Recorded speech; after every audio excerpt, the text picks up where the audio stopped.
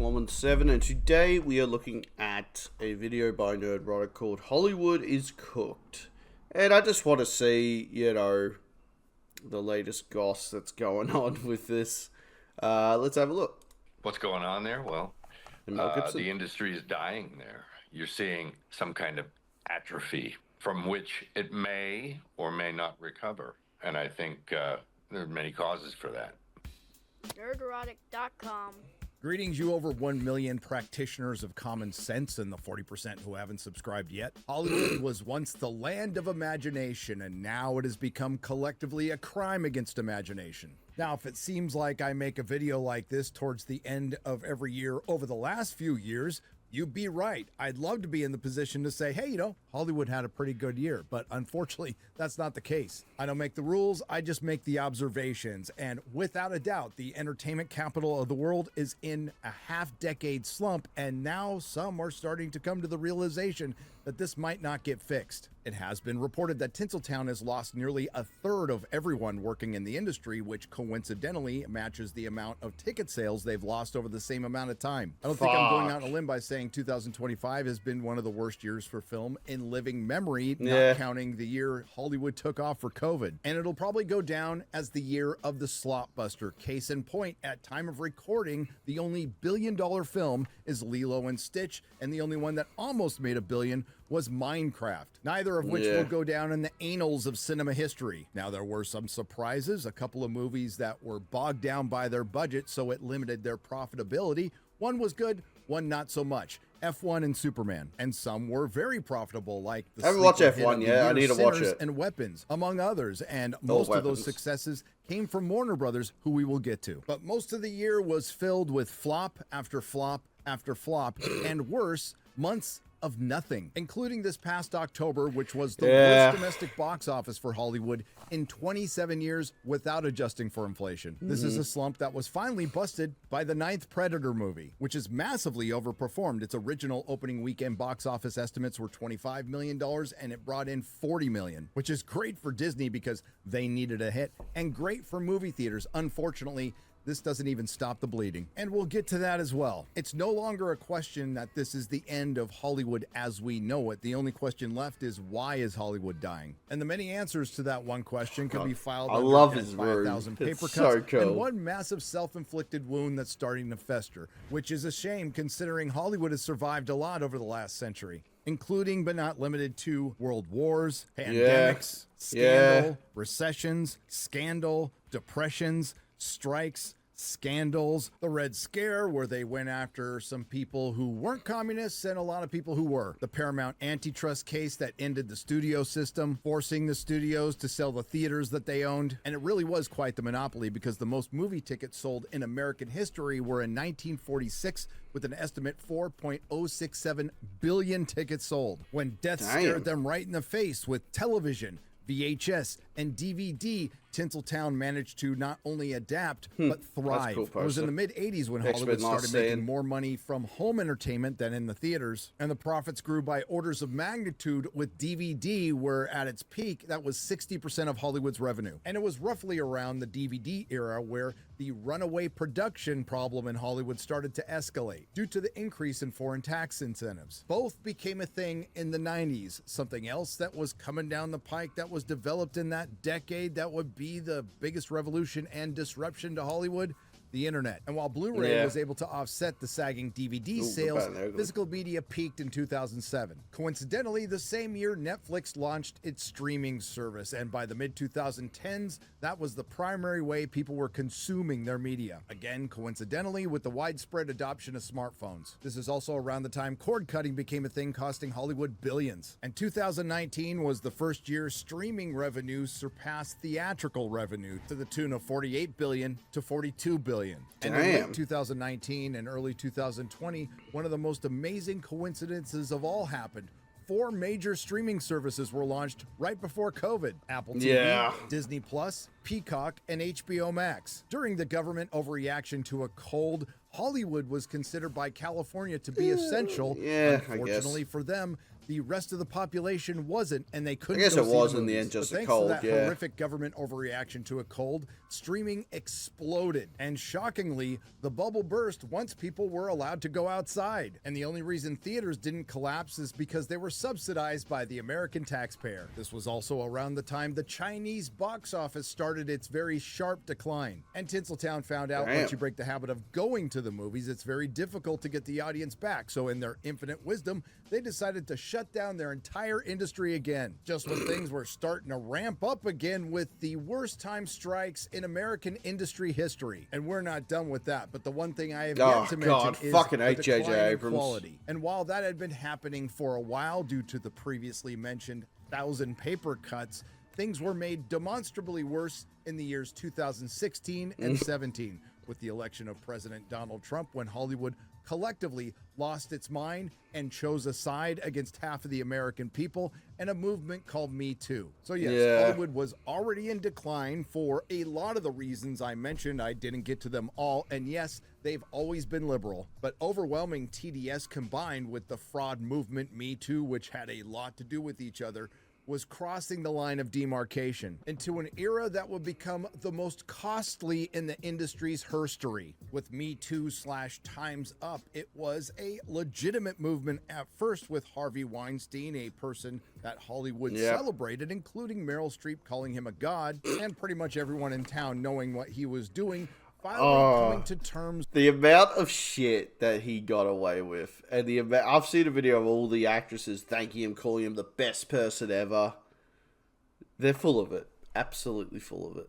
With the Hollywood casting couch. Mind you, this is the same industry that would give standing ovations to Roman Polanski and still work with Woody Allen. Now, shockingly, the Me Too Time's Up movement stopped with women and for some reason never really got into what happened to men or children. Anyway, this movement children was got fucked. quickly co-opted into a giant power play. I'll give you just one example. Time's Up board person and Bad Robot co-CEO Katie McGrath, wife to Jar Jar Abrams, forced Kevin Tushihari out as Warner Brothers studio head for the crime of wanting to sleep with an actress so her husband could sign a $250 million deal in 2019, where he's managed to produce exactly one TV show duster that was canceled and an animated woke Batman series that was pawned off to Amazon Prime. Combine all this with the entire industry thinking they need to rise up to fight a boogeyman and form a resistance, turning entertainment into a platform for propaganda, which infected every aspect of the business. The age of masculinity was over and the time of the girl boss had begun. And beloved intellectual properties that had been working for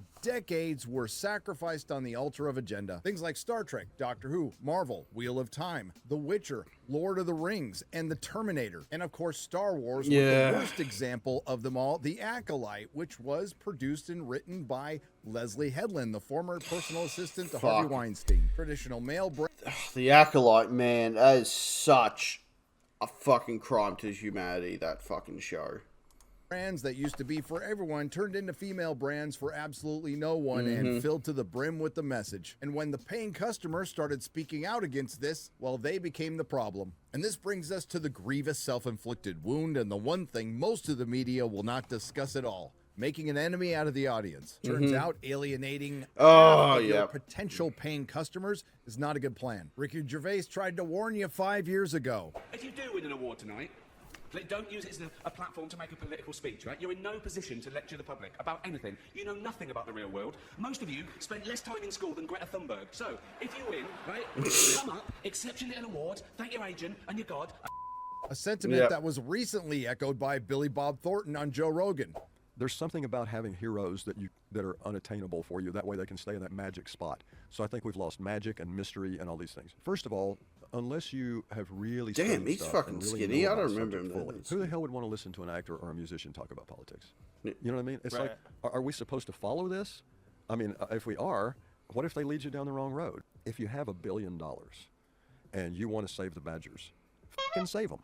I mean, you got plenty of money to save the Badgers. Trust me, that's barely going to cut into your budget. Right. You know what I mean? But sometimes miracles Yeah. do happen now, about 9 years too late. But Jennifer Lawrence, you know, the first female action star. I remember when I was doing Hunger Games, nobody had ever put a woman in the lead of an action movie. Yeah, that one. Well, it looks like J-Law might have finally figured it out. In the first Trump administration, you know, you had a lot to say. I'm curious how you feel about talking out now. I don't really know if I should. I think like the first Trump administration was so wild, and just how can we let this stand? Like I felt like I was running around like a chicken with my head cut off. But as we've learned, election after election, celebrities do not make a difference whatsoever on who people vote for. And so then what am I doing? I'm just sharing my opinion on something that's going to just add fuel to a fire that's ripping the country apart. I mean, we are so divided. Again, a bit late. Okay, a lot late. But I think we need to acknowledge and appreciate that we have a adult pretender. It's because, let's face it, she hasn't been in a movie. She's been in one movie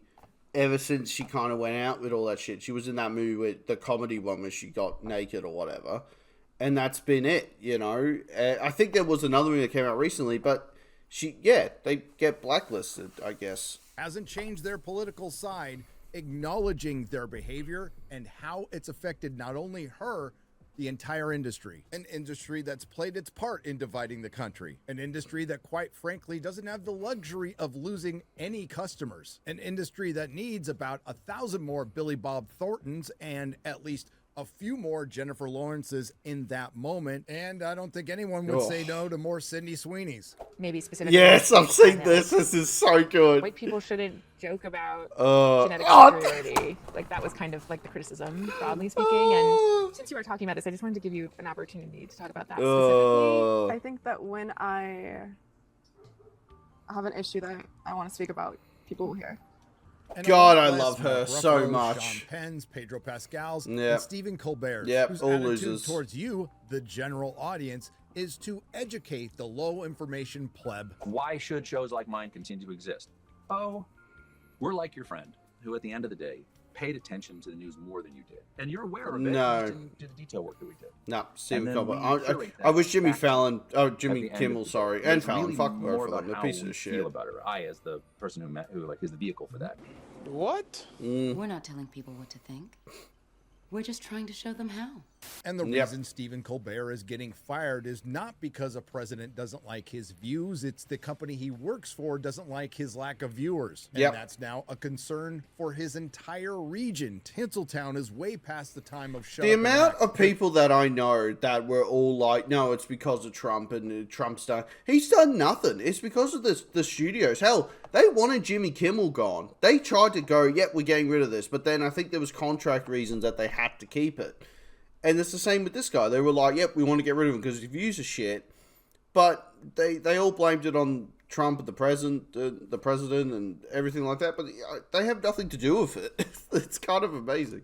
Outside of the culture war issues, Hollywood still has a whole set of new problems aside yeah. from the ones I have listed. Is that the in this AI video actress? coming up? In other words, they're cooked. Let's get back to this year's box office and talk about the latest release at time of recording, the somewhat over-celebrated Predator Badlands. Again, What? this film massively overperformed. It was estimated to have 25 million domestic over its opening weekend, and it brought in 40 million, which I have to point out is about 1.5 million more than the domestic opening weekend of Alien vs. Predator, which was released in 2004 without adjusting for inflation. And the reason for this overreaction Oh, from God, the no. access media, Ugh. the entire industry of Hollywood, Disney, and the theaters is because they're desperate. If AMC theaters alone had to post a nearly $300 million loss during the quarter that had Superman, Weapons, F1, and Jurassic Park, imagine what this Well. quarter is going to be like. And no, Avatar's Oh. not going to help because it's released so late in the year. And Disney's Predator, which it doesn't matter if you like it or not. I didn't. A lot of people did. And it probably is going to be a hit.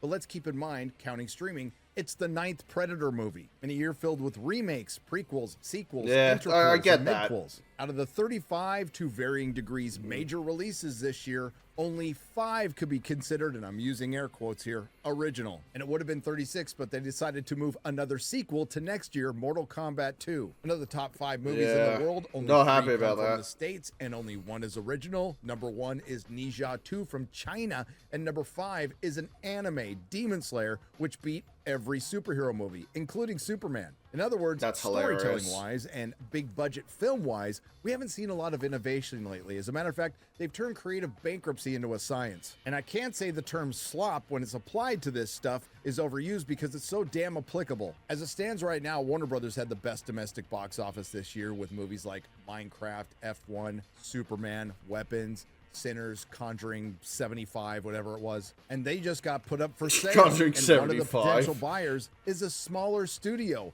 Paramount, who just got bought by a production company, Skydance. Admittedly, it's now run by a billionaire Nepo baby, but that will be one more studio gone. We've already lost MGM to Amazon and Fox to Disney. And that particular merger cost Hollywood and the theaters almost a dozen films a year. So whoever Warner Brothers is sold to, this will be catastrophic for Hollywood. Now, the Writers Guild of America wants to stop this sale, and there's probably not much they can do about it, and they really have to understand that they're partially responsible for making it happen, thanks to the worst time strikes in history, which were responsible for the loss of 45,000 jobs in the region, contributing to losing 1/3 of the workforce in the region over the last 5 years. Only 1 in 5 TV shows is shot in Hollywood, and individual movie ticket sales have gone down roughly 1/3 in that same amount of time. I think it's a good time to talk about social media, whose rise in relevance coincided with the movie star becoming less relevant. Oh, Writers Guild of America that was so and Film cringe. Actors Guild strikes occurred in 2023, the very same year YouTube became the most watched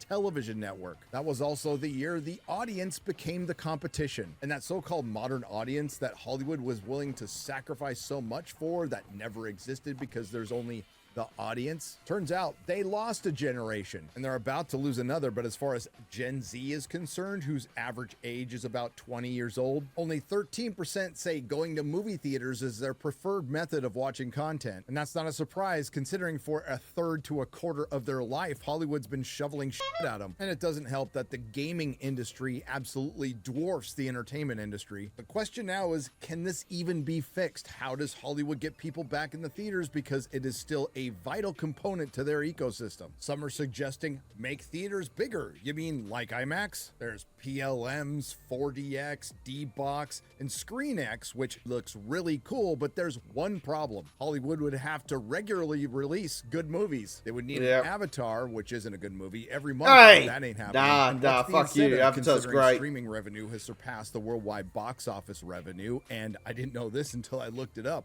Netflix's revenue in 2024 surpassed the entire worldwide box office alone. And let's be real, this year anyway, the most interesting stuff is happening on streaming, from Mobland to Pluribus, to Mobland. arguably the best movie of the year, Frankenstein, from Netflix, I haven't which watched only that had yet. a limited theatrical release and should have been in 4,000 theaters. Again, can this be fixed? I guess anything is possible. If Tinseltown can somehow survive the AI revolution, massive layoffs, corporate mergers, creative bankruptcy, runaway production due to their unions, the policy of the city of Los Angeles, and the policy of California, and rediscover innovation in technology without making things more expensive, and storytelling in a corporate risk-averse environment, all while not annoying or pissing off half the country in a second Trump term. Sure, but considering they couldn't shut up about him when he wasn't president, this was the year they nominated the dude for Best Actress, and he almost won if it wasn't for some ex-Twitter posts. And Antifa the movie is probably going to sweep the Oscars. So I'm guessing no. Listen, there'll always be some form of scripted entertainment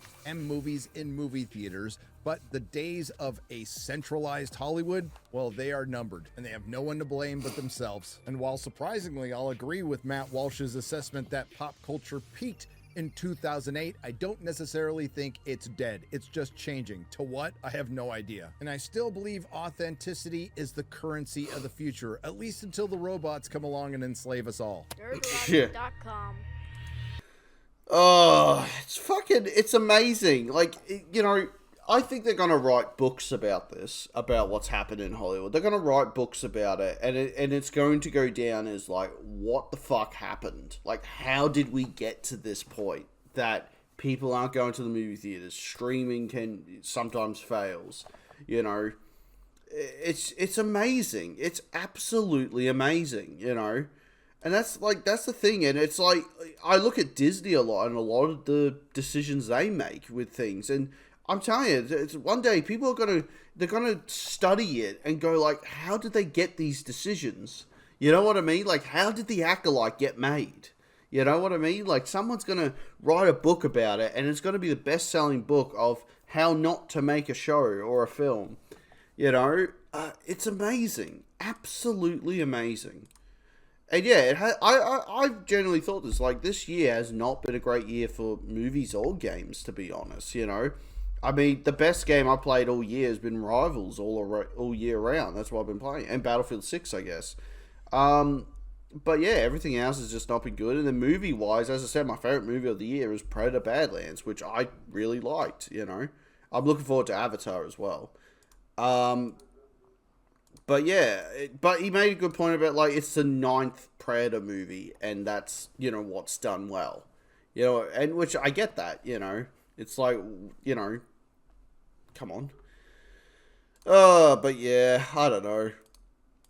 They're just cooked, and half of the people in Hollywood, like, they're just assholes, you know. Oh, that interview, though, that is so funny. Like, I loved her already, but I love her even more now because of this interview. It's just the way she answered it, like, fuck off, basically, which I love. Anyway, guys, thanks so much for watching. Please like, subscribe, and I'll see you guys in the next video. Ciao.